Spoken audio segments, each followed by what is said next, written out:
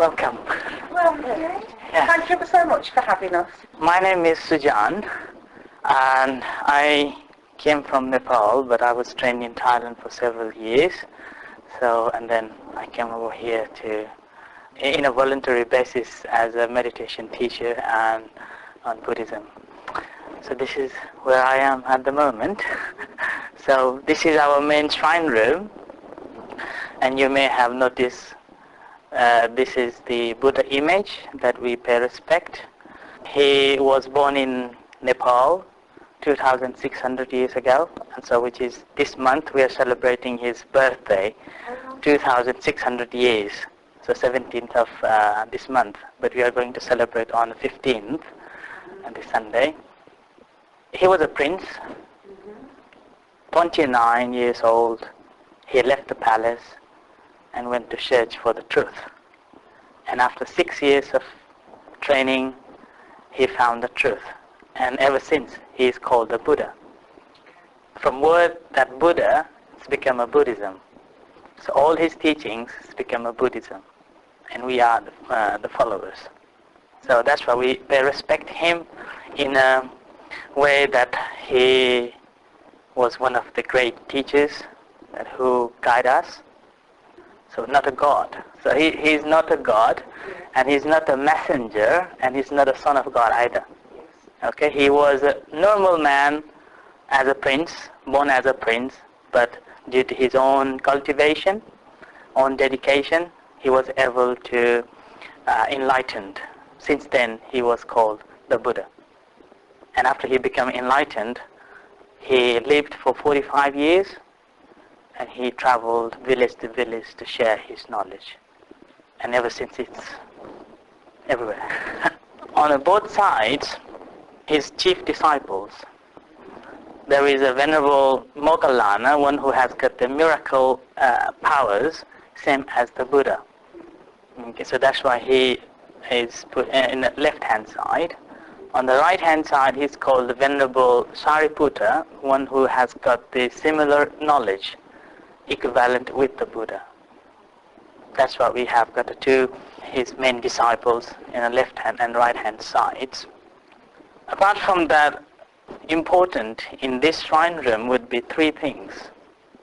So that is Buddha himself as the main one, and here is his relics and the Bodhi tree. He was enlightened under this tree, not this same tree, but the original one which is in India at the moment, and this is the grand. Yeah, so these three things are the main in Buddhism, and that's the significance of it. The tree is where you say that he got the enlightenment underneath the tree. Yes, yeah. And then the relic, what is the relic? The relic means the ashes, Buddha's ashes. We believe that when Buddha was cremated, at that time his body, after his cremation, left few ashes, which is very precious ashes. So then, yeah, that is distributed in different places, and that's coming through one of the places from Sri Lanka and Thailand to here. So that's why we pay respect to that ashes. So in that one glass. So that is thing, and when we pay respect, normally we light the candle, 2 candles, and then 3 incense. Yeah. So that signifies that we born as a human being in a darkness, that we don't know the path to liberation. So to get the liberation, we need some path, and to go on that path, we have to have a light. So that's why we light that candles as a significance of having Buddha's teaching for our guidance to achieve the liberation.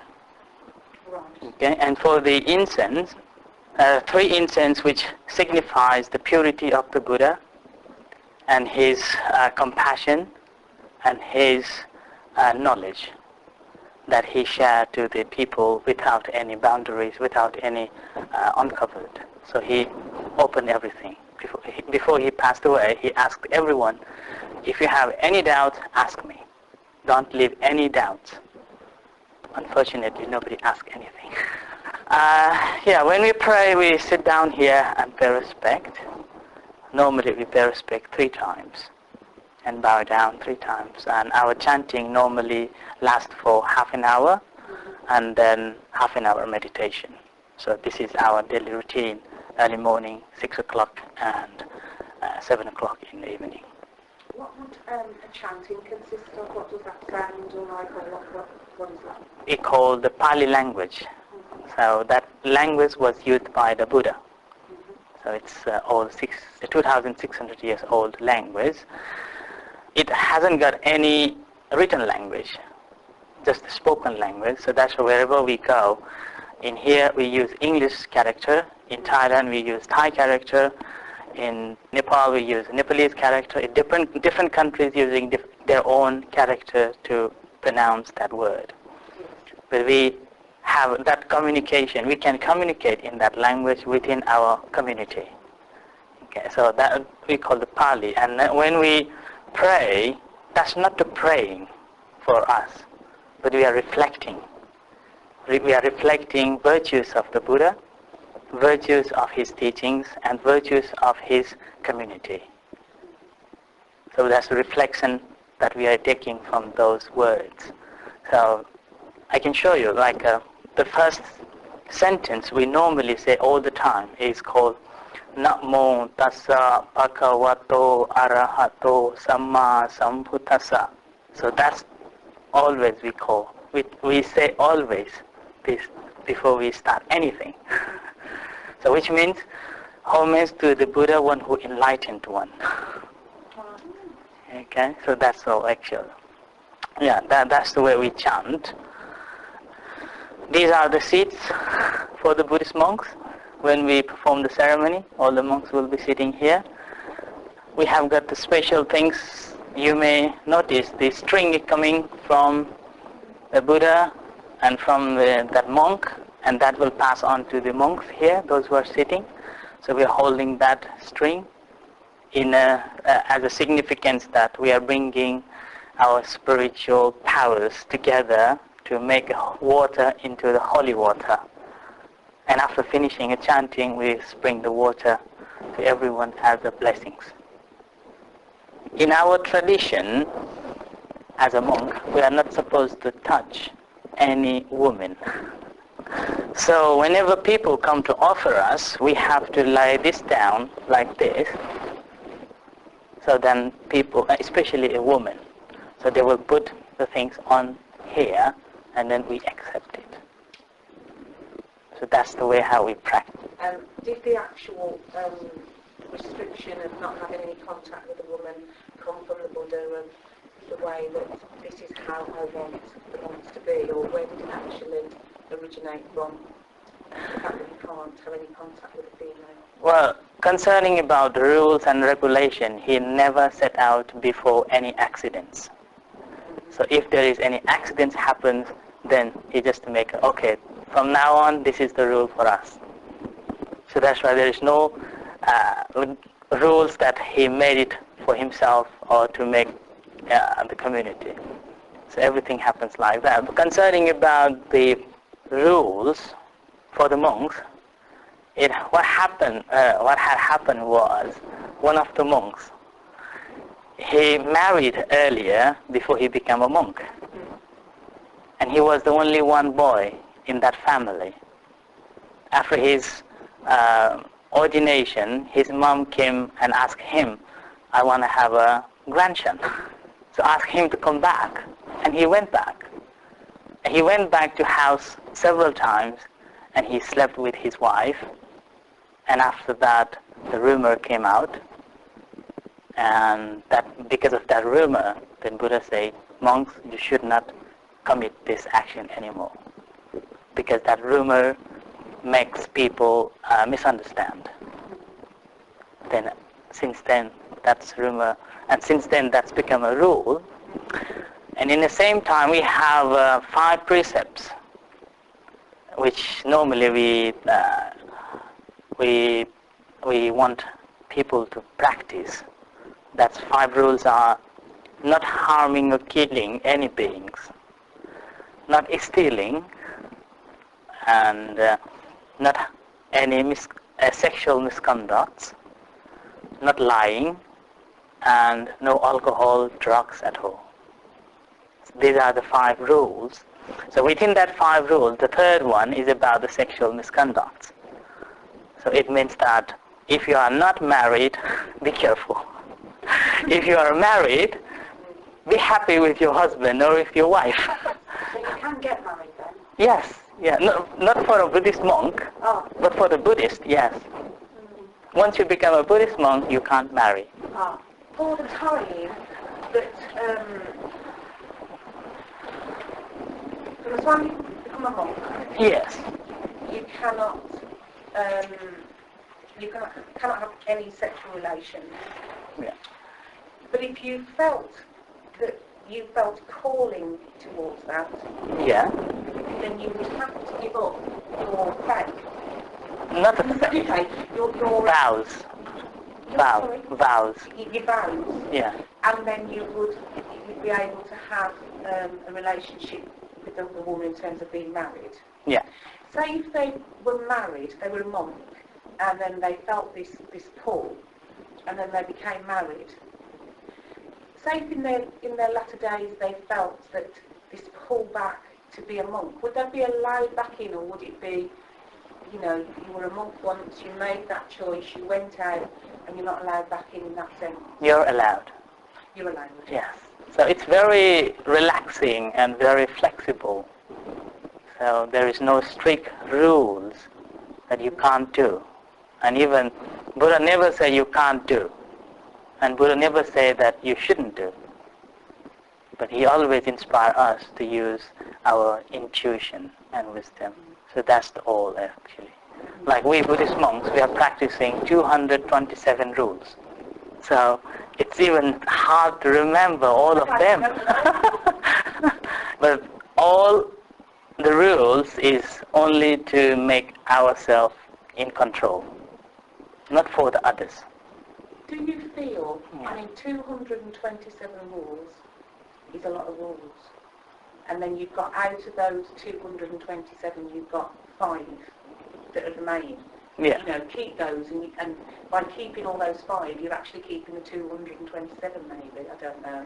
Yeah, it is. But do you feel that, because you do actually, you take yourself, it's like you're in the world but not in the world, because you take yourself away and you keep yourself within a sanctuary, which I suppose allows you a better chance to keep the 227. You were out there, you were a monk, but you were, out within the community more. Do you think that would make it harder? Is a sense of putting yourself away, allowing it that you have a better chance of keeping 227? Maybe yes, but in the same time we are involving with the community a lot as well. Okay. So that's why I said that all the rules, that's not for to take control of you, Right. but only to make you in control of yourself. So that means that whatever you are doing, you know that which is good and which is bad. So you're always using your wisdom, wisdom power, to make yourself safe, to make yourself humble. There is no effort, anything, just the wisdom power. So 227 rules, if we want to remember it, it takes 40 minutes just to recite.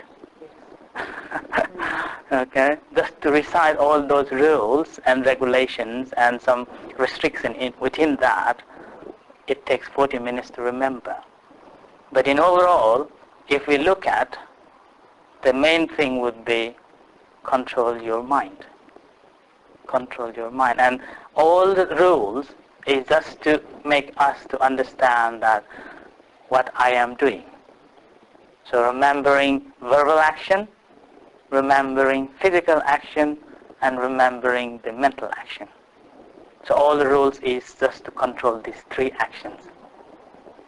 If we can control these 3 actions, then it doesn't matter thousands rule. It's a matter of how we are controlling ourselves. Do you feel peace every day? No. No. But we are trying. Yeah. And that trying is not to have that peace, but we are trying to learn that situation. So we don't promote peace, but we live in peace. You spoke of as well that you also have rooms here for other people to come. Can you talk a bit about how you give people a place where they can live? Yeah, certainly. So normally we are living here 7 monks as a monastery, and all the monks only allowed to stay. But in the meantime, if anybody wants to take a retreat, so practicing as the monks are practicing, waking up early morning, coming to chanting and living in a monastic life, then we allow them to come and stay in our temple for certain days. So during that certain days, then again you have to follow some sort of systematic rules in order to give you the good test of living in a monastery. So we normally give 10 days and then we review again. But in the same time we do have some retreats where people come and stay for weeks in a group. Like in July, normally, every year we have about 40 to 50 people coming and staying here for a retreat. So this is every year, and that is 10 days retreat. And in the meantime, we organize the novice ordination for those who wanted to become a monk, living as a monk, so living in a temple, practicing same as we do. And in that 10 days, we provide all the educational things, playing, those things, and different activities as well. Provide here. And in the meantime, if those who would like us to perform meritorious activities or any ceremonies, then we travel far and wide. So Liverpool, Bristol, Cardiff, everywhere. So every week, that's why we normally are not here. Just 1 or 2 monks will be here, and at least we left 1 monk here to welcome people, those who are coming to visit the temple.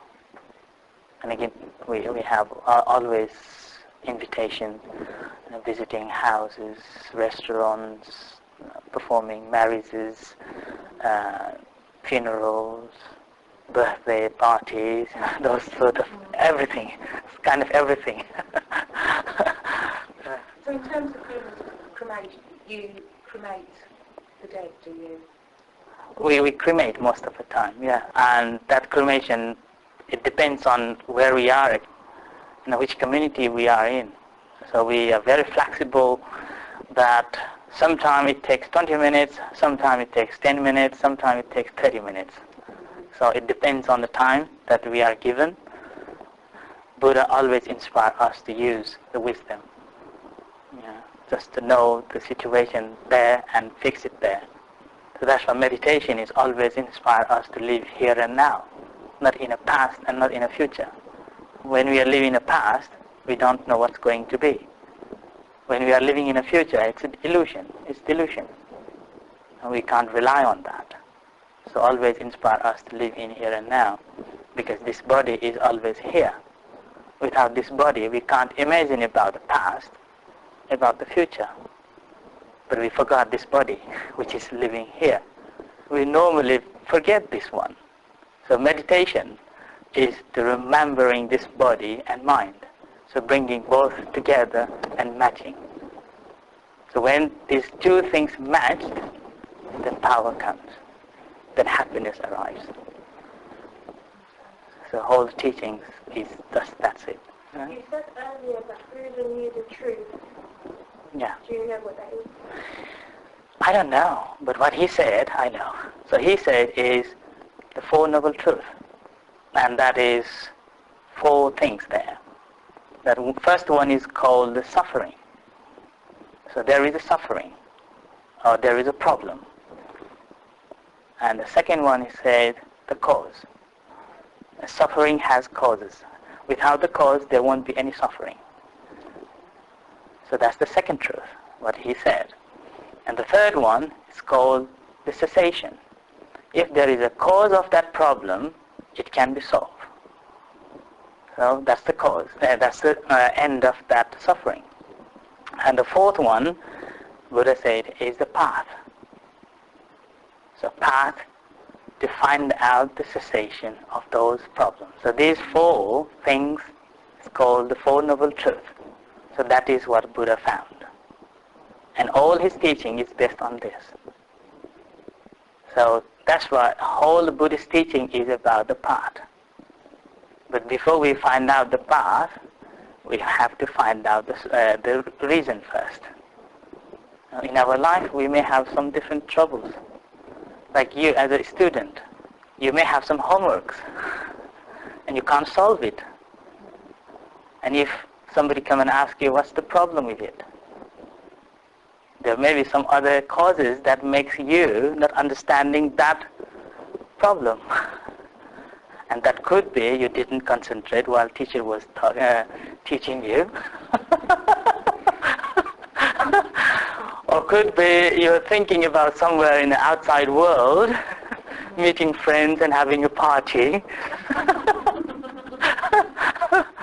Or could be just, so boring what he's saying, what she's talking about. I don't want to be here. I don't want to listen at all. So that's the cause. So that's why we can't solve that solution, that problem. So once we know, then there is a solution for that, isn't it? And that solution we know, and we have to go on to that path to find out that solution. And that solution would be when teachers are talking, telling you, listen.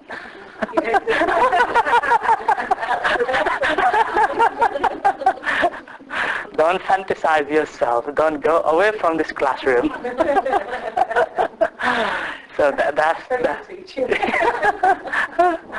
so yeah, that's a very simple way of thinking about it. But mainly, the whole Buddhist teaching is not just a simple thing, but it's about also our life as well. So our life is the day when we're born, we are suffering. Always we are suffering all the time. But Buddha say, yes, there is a suffering. Why you worry about? So that's why Buddhism, although emphasize more about the suffering, more about the problem in our life, he never say you're stuck in there. He always inspires us to find out, find the motivation to solve this problem. So that's called the path.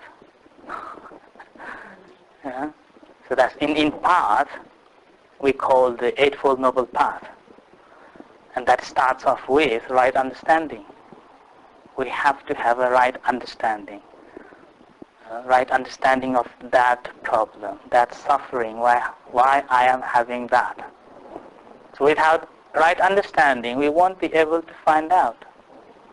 We won't. How hard we try, it will get worse. Because we don't know. We can't solve it. So that's why we have to find that what is this. So if we have that right understanding of that, then everything will be solved. Rest of 7 will come automatically. When we have a right understanding, our thought will be right. When we say, that will be right. Very powerful. When we act, that will be right. So our mind, our body become a one. You have rules. In the Bible, like they say, if you commit this, you'll go to hell and that. Is there any consequence like that for Buddhism? In Buddhism, yes, there is consequences of doing. What goes around, it comes around. Yeah? Or what comes around, it goes around. So there is, Buddha also said about this, but he didn't say that if you do this, you will go heaven, if you do this, you will go hell. He never said that. He just said that if you perform bad actions, it will lead you to this place. Okay, he didn't say go there, will go there, but he said if you practice this way, you will go to this way, not this place. If you practice that way, you will go to that place. So it's your choice, which way you want to go. Do you believe in heaven and hell within your... Yes, I believe. Yeah. But that heaven and hell is not somebody's imposing you, giving you, but it is given from your own action. Your own action. That's why if we violate 5 precepts in basically, in a basic term, if you kill somebody, it definitely will take you to the awful place. Not only afterlife, even now. You always worry about that. You always worry about that somebody may find out that I have done it. So the day when you commit it, that's the starting of hell. You don't have to wait for life after death. I was just about to say, does Buddhism more focus on more like your living rather, because a lot of religions go on about what's going to happen to you after you die. And it seems to me like Buddhism seems to be like, as you as a living person here now, what your actions are now, yes, are not going to really affect, because if you stay like you are. Yeah.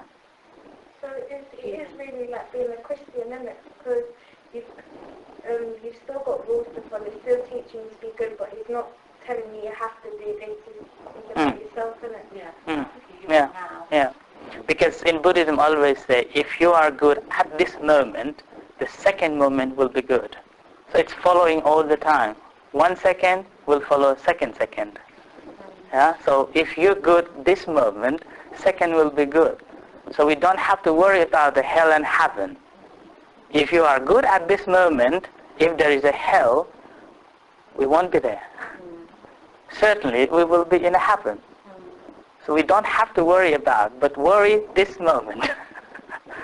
It will taking you, it is taking you to hell or heaven. So that's why we worry about the future. Worry now, what I am doing, what I am thinking, what I'm going to do now. So if we concentrate at this moment, everything will be there. So that's why what we do now, that is affecting to the future. So that's why past is already there. Future is coming, but present we have to do. So why do you have to shave your head? Oh, that's a very good question.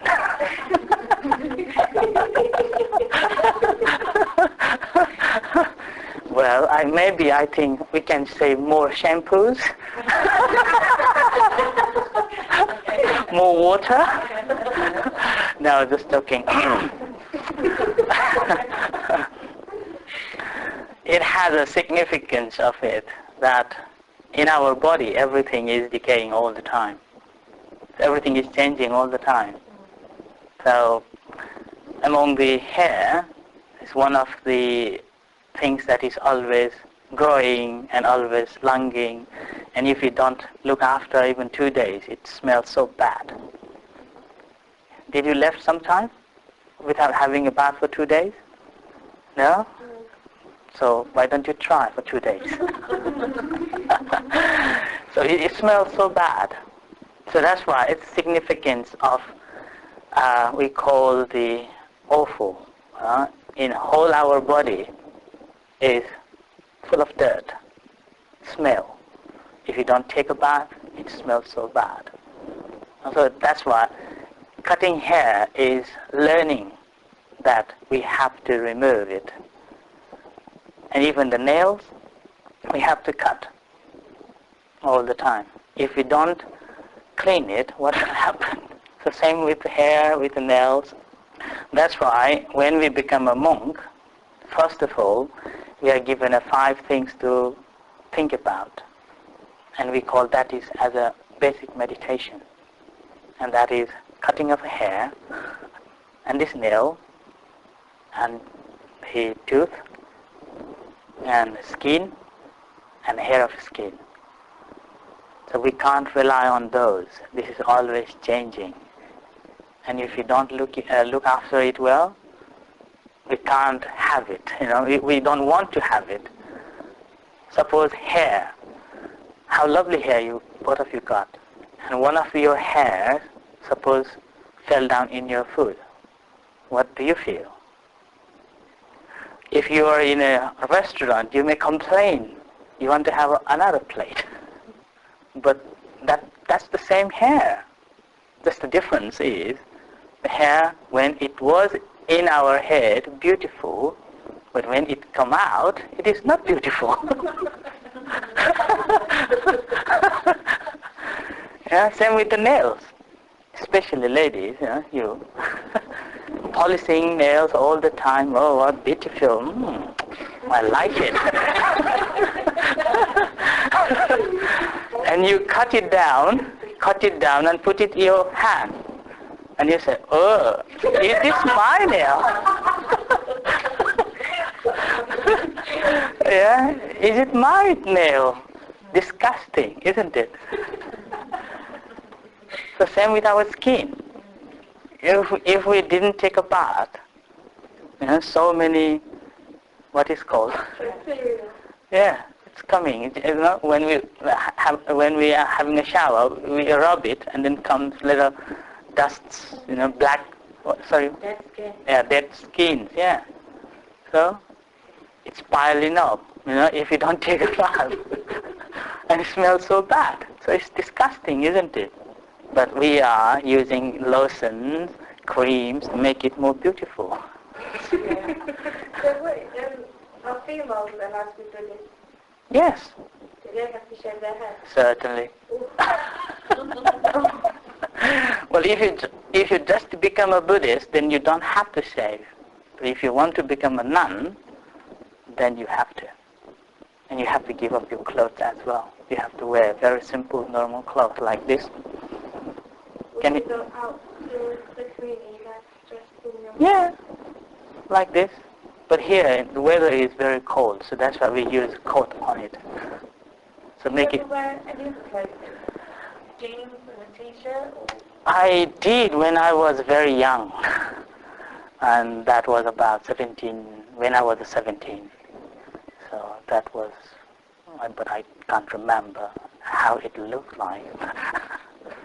Yeah.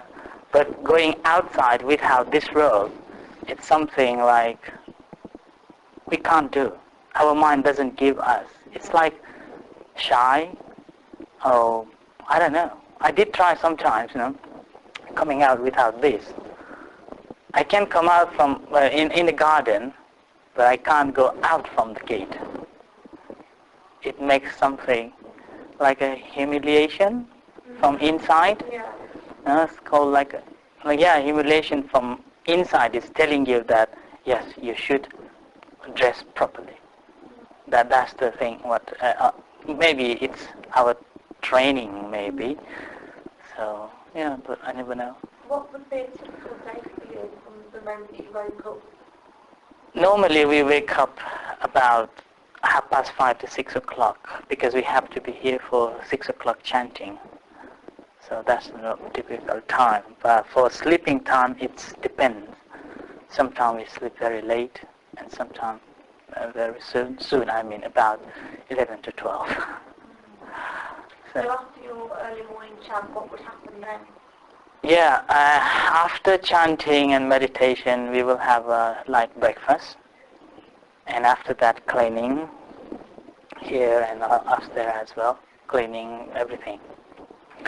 And after that, we will go to the office, do a little bit of connection with the communication with the people and dealing with the letters, sort of things. And then we come down about 10 or 10:30. We're just expecting people come, so we come and stay here. And after that, we have a lunch about 11 o'clock, sometimes 11:30. And we can't have a meal after 12 until tomorrow morning. Oh, you only eat before 12? Yeah, Today? yeah. After 12 we don't eat until tomorrow morning. Wow. So we are practicing all the time. So you can't eat anything, not even a snack? No snacks at all. Just a drink. Wow. Just a drink. Can't have fruit? No. Nothing? Nothing. Virtually nothing. But I am a bit naughty.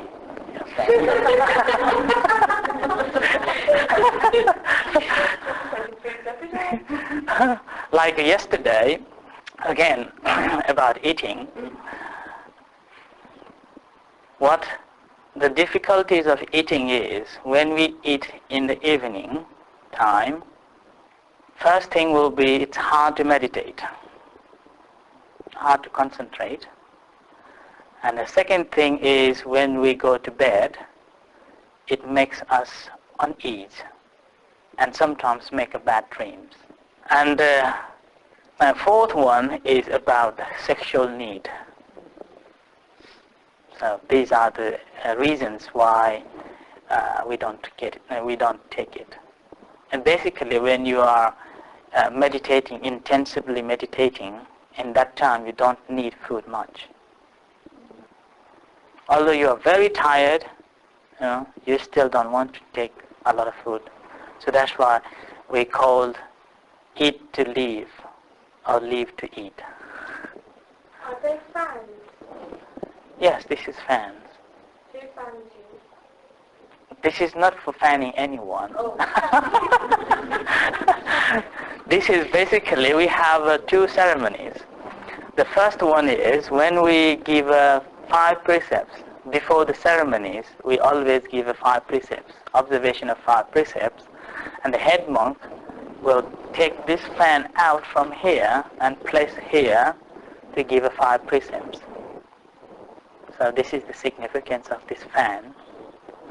And in the meantime, when we perform the death anniversary ceremonies, then we put this one here, okay, for blessing for the dead ones, deceased ones. And the third one is when somebody is making merit on behalf of someone who died. Then again we use this one along with the robe.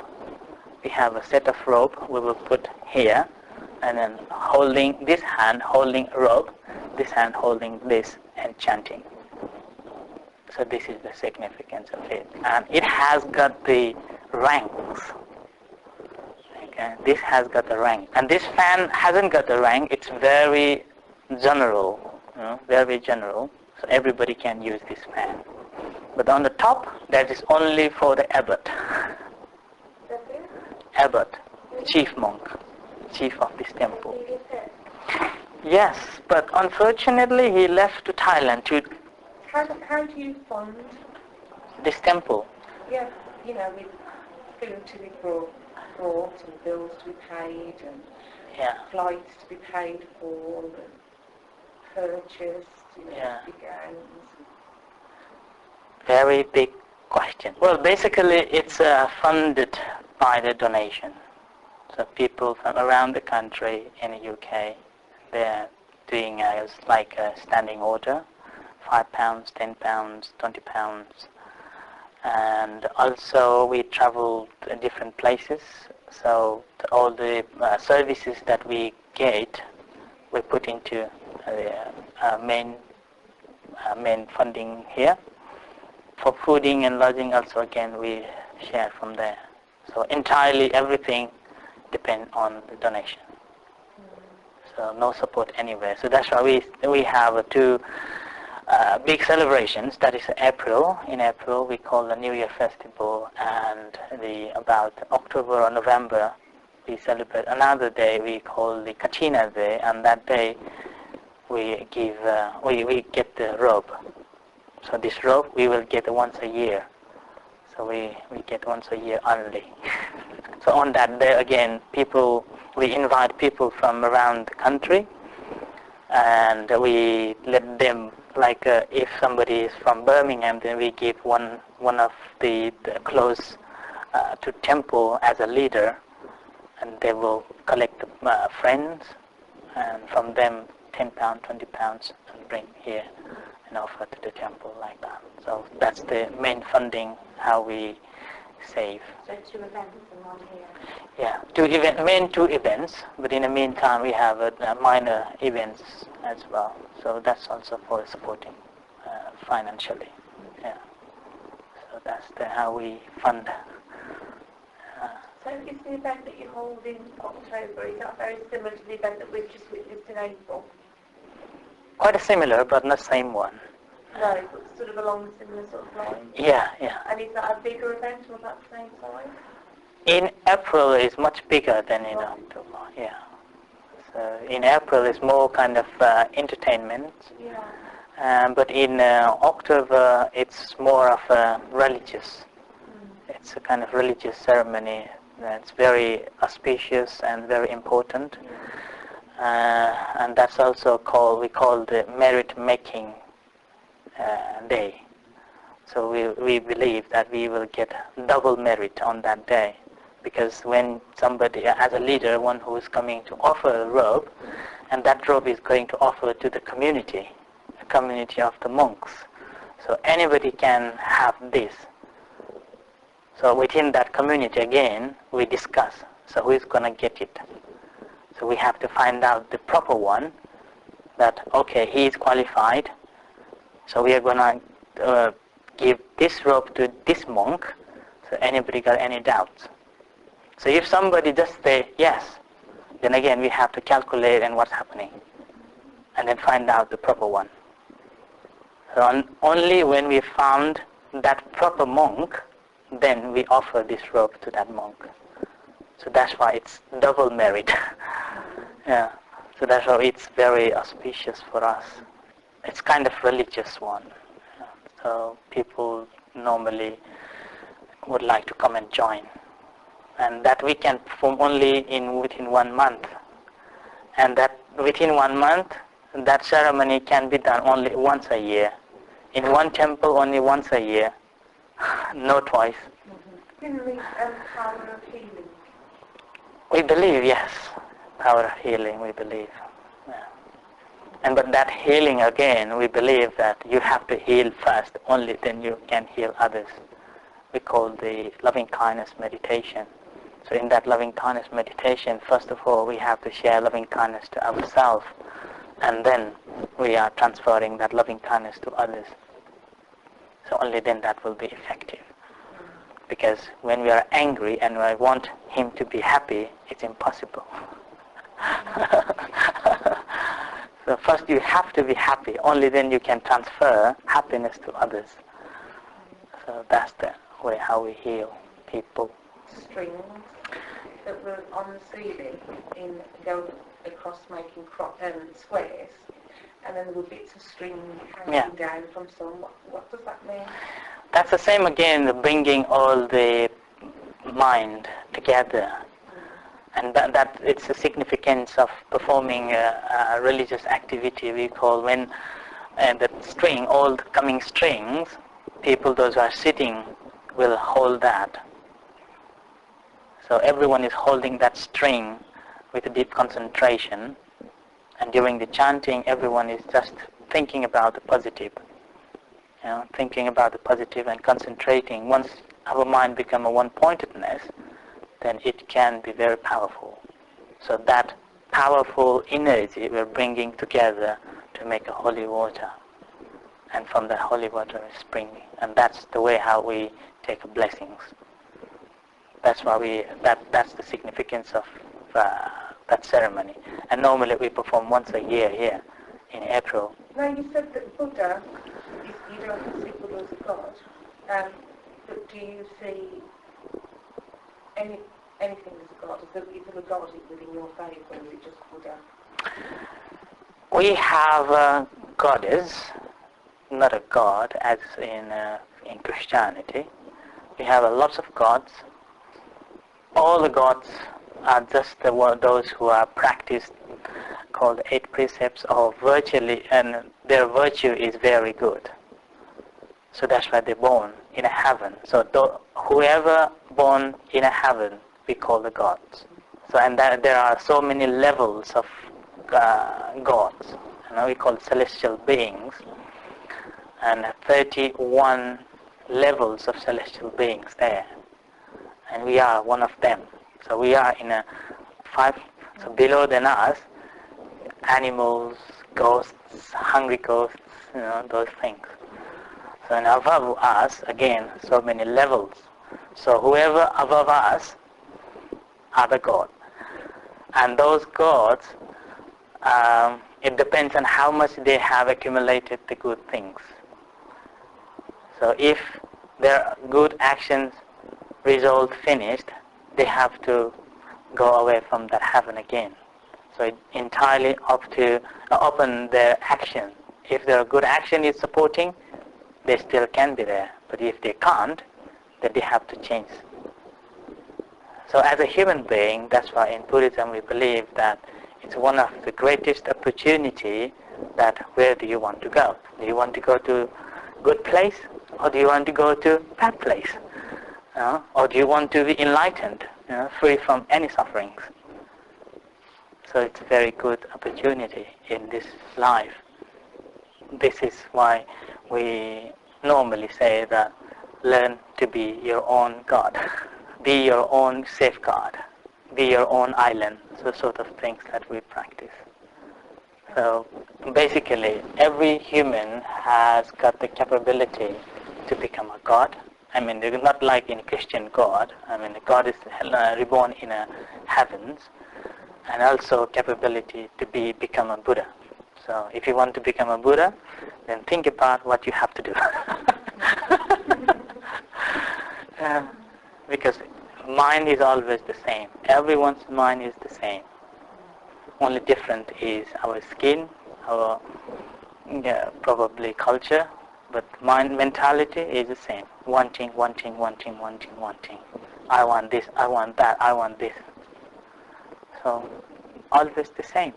No matter where we go, Asia, Europe, America, Australia, everyone wants it.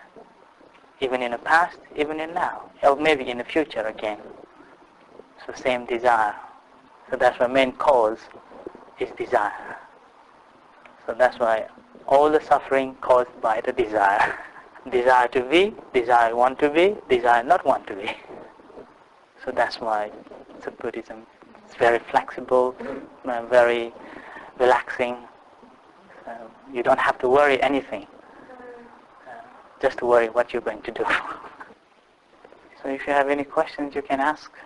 So when you have your dinner at 11 to half 11, what would that consist of? Do you have a big meal to see you through till the next day? We would say it is a big meal, but again, it depends on the individual as well, that how much he's gonna take. And again, the food, we can't complain, so we have to rely on the food that is offered by the people. So it can be anything. Sometimes lots of varieties, and sometimes just 2 or 3 curries, and sometimes not. So, but we can't complain. Even sometimes, if that food is not delicious, you can't say, oh, it's not delicious. We can't say. We have to just calmly eating. And if somebody asks you, how is the food? It's okay. But I mean, if you only eat your breakfast and then you've got lunch and nothing after 12 o'clock, that would actually be a fantastic diet. It would, wouldn't it? It would. Would you like to try? I find it hard with the one on there. Yeah. Normally the concept, people think that after you you don't take a meal after noon until tomorrow morning, you're supposed to be slim. Yeah. It's perfect diet. Yeah. But we don't know. Normally we put on weight all the time, despite of not eating until tomorrow morning. Like me myself, when I came to England 5 years ago, I was 60 and now 74. Right. Okay, I built up a lot. I built up a lot. Before, I was very handsome. You're still handsome. I mean, very kind of slim.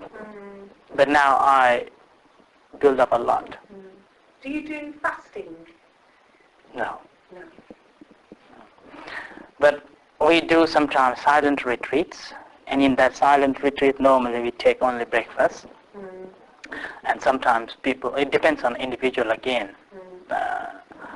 some monks prefer twice a meal, like same as doing every day, but some monks prefer only once a meal. And that silent retreat, about 10 days to 15 days or sometimes a month, so it entirely depends on how you want to eat. So in silent retreat, you just need little. The more little is the best. So you can calm and meditate a lot. That man's a different colour. Yeah. Does that mean It doesn't mean anything, but we can use few robes in different colors. Yeah. And can you imagine how old do you think this design is? The design? Yes. 2,600. No. You have to cut down minus 80. Plus 80. 2,680? 35, sorry. 2,635 years old design. Yes. One of the oldest fashion. And it still exists and we are wearing it. So this is designed by one of the monks, attendants of the Buddha. And Buddha asked him to design. And so he went to the field and saw, oh, it's a paddy field. So that's why it's like a paddy field. So in the field, whatever you want to plant, you can. Same with the monks.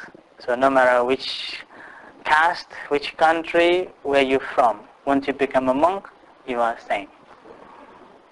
So you can plant anything in there. So that is the fruit. The concept is this. Right then, I think it's about 7, and we're going to have a chanting shortly. Yes. So thanks for coming and visiting us. It's wonderful to see you all, and happy to see you all as well. Okay. There's some drinks. If you want to have drinks, you can.